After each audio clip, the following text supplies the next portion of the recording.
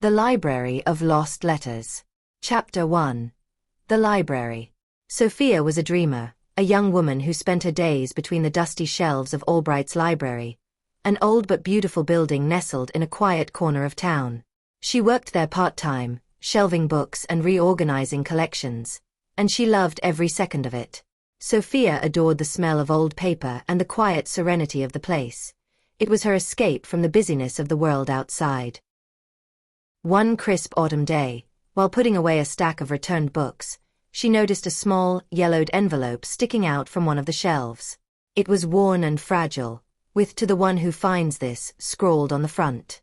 Intrigued, Sophia carefully opened it. Inside was a letter, handwritten in a looping script. "If you're reading this, I hope you believe in fate. I'm not sure if this letter will ever find anyone, but if it does, maybe it's meant to. If you're curious enough to respond, leave your letter here on the shelf, and I'll be waiting." A thrill went through her. It was like something out of a storybook. Heart pounding, Sophia went home that night and wrote a reply. "Dear stranger, I found your letter, and I'm curious. Do you come here often? Do you believe in fate?" She returned the next day and left her reply in the exact spot where she had found the original letter.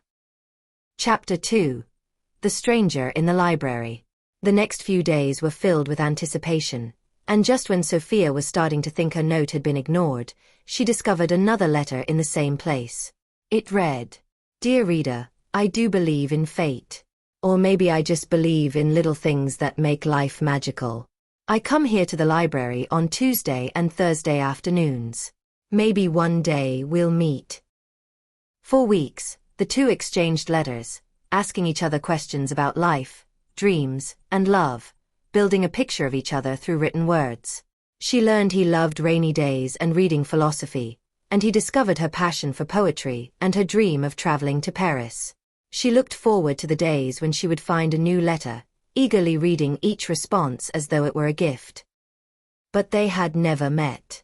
In one of her replies, she finally worked up the courage to suggest it. "Let's meet. In person this time. Same spot, this Friday at 4 p.m. Chapter 3. The Meeting. The day of the meeting came, and Sophia arrived early, her heart racing. She wore her favorite blue sweater, hoping it might bring her some courage. As she waited, every footstep in the library sounded like it could be him. She began to wonder if he would even show up or if he was too nervous, or worse, what if he wasn't who she had imagined?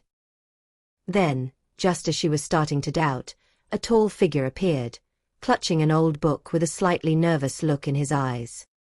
He had dark hair that curled over his forehead and wore an oversized scarf, just as he had described in one of his letters.